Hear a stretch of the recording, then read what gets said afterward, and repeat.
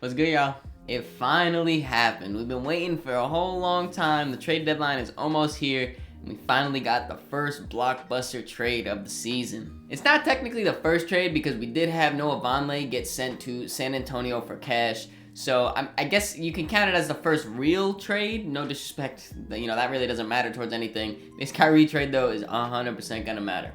In case you guys missed the trade, this is the full trade going on here. We of course got Kyrie along with Markieff Morris being sent over to Dallas in exchange for Spencer Dinwiddie, Dorian Finney-Smith, a 2029 unprotected first round pick, along with a 2027 and a 2029 second round pick.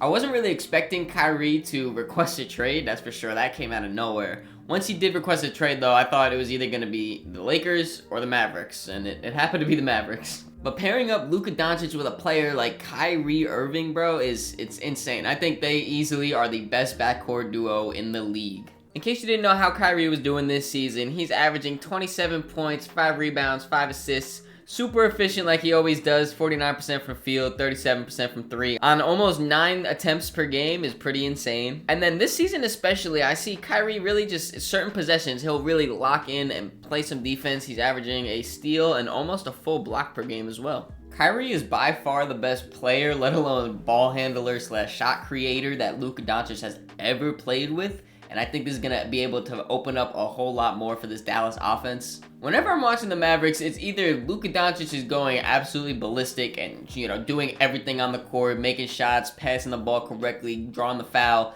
or they send a double at him, make him have to pass up the ball, and then it's a missed shot or a turnover or just not really good offensive looks. So now having Kyrie is going to be a big time bonus for Luka right there. I'm sure he's super excited to have this. When they send that double, he can kick it out to Kyrie and then he can make a play from there. Attack just the open space, knock down a shot. He has plenty of experience being off the ball, being that 2 option with LeBron, with KD. Whenever he's really played at his best and his team has had most success, he's been the 2 option. And kind of like when James Harden and Kyrie both played in Brooklyn, the Nets used to kind of stagger their minutes where sometimes it would be Kyrie running the point guard and then James Harden would come on and run the second unit. And that's how I think the Dallas Mavericks are probably going to run it, or at least should run it in my opinion. Have both of them start obviously, and then towards the end of the first quarter, let Kyrie sit, come out really fresh legs in the second quarter, running with the second unit. Just, give some type of offensive punch for when Luka is not on the court. One of the biggest areas of improvement I think Kyrie is going to help the Mavericks with is their fourth quarters, man. Their fourth quarters have been atrocious this season. When you look at this Dallas Mavericks team as a whole, in their fourth quarters, they average 25.5 points per fourth quarter,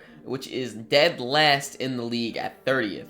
In contrast, when you look at Kyrie as a player, he averages 9.3 points per fourth quarter. That is second in the league, only behind Giannis Antetokounmpo, and he's doing it super efficiently, shooting 50% from the field, 36% from 3, and 90% from the free throw line in the fourth quarter.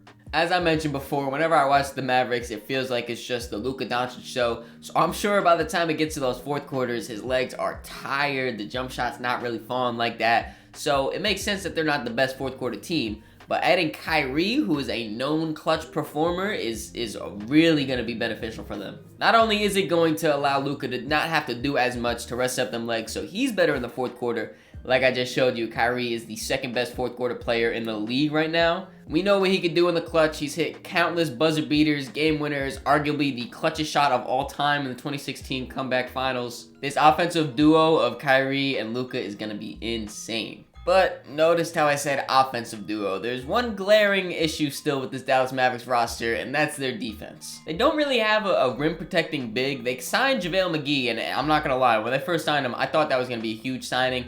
But he doesn't really get PT as much. He doesn't really protect the rim as good as he once did in his career. So he's not really going to be there to block some shots.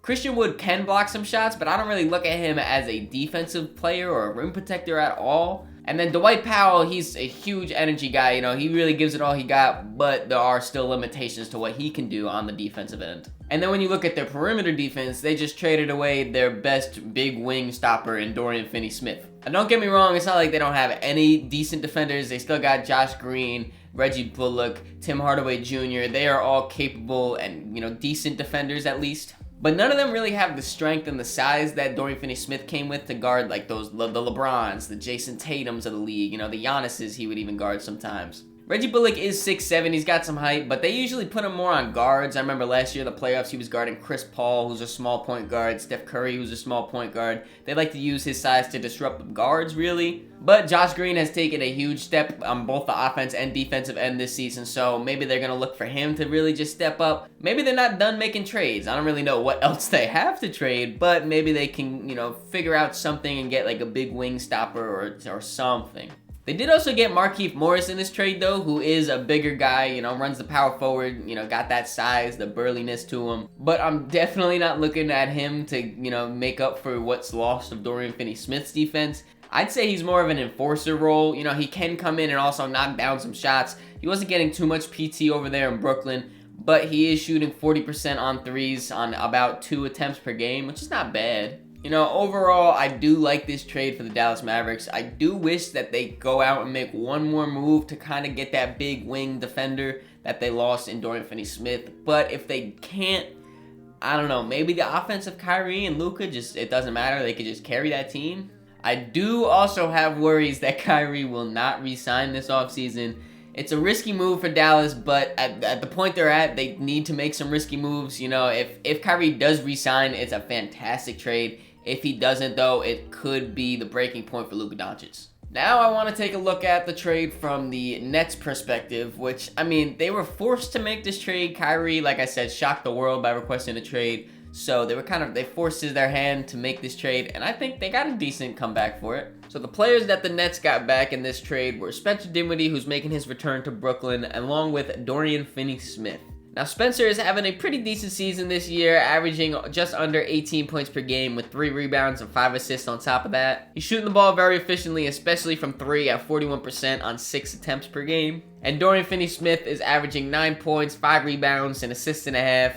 His shooting numbers kind of took a dip from last year, but that is fine because his defense is all the same and he is one of the league's best 3-and-D guys. So as of right now, KD has not requested a trade from the Nets. So having guys like Spencer Dinwiddie and Dorian Finney-Smith, who are great role players, come in to play alongside KD, I think is a very good move. Now, in the off chance that KD does request a trade, they still got that draft capital, that 2029 unprotected first round pick. That is so far in the future. Like I said, if Kyrie doesn't resign, that could be a breaking point. Maybe Luka leaves, they blow it up, and now that pick is super valuable. You really never know how that's going to work. But as long as KD doesn't request a trade, I love the fact that they got Dorian Finney-Smith on this team, man. He is super low maintenance. You can never get enough defense. You can never get enough shooting, and he brings both of those to the court. He also has a pretty good team-friendly contract here. On average, he's going to be getting about $14 million a year. He's under contract till the 2024-2025 season, and then after that, he has a player option. And with the versatility defensively of him, I really am intrigued on some of the lineups that they can bring out. If they want to run like pretty big, they can run Ben at the point guard,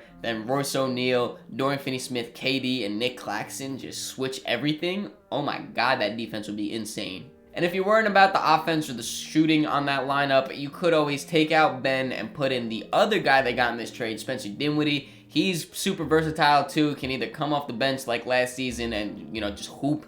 He's also shown that he could be a starter in this league and play fantastically as a secondary scoring option, secondary ball handler. And with his size, you're really not lacking too much. He's 6'5", which is very good for a point guard. They could still switch everything in a lineup like that. He might struggle a little bit on the interior, but that's fine. 6'5", still a decent size for him. But yeah, like I said, the Nets their hand was forced in this trade. They had to get rid of Kyrie. And honestly, those 2 players that they got, plus the draft capital, I think is very good for the situation.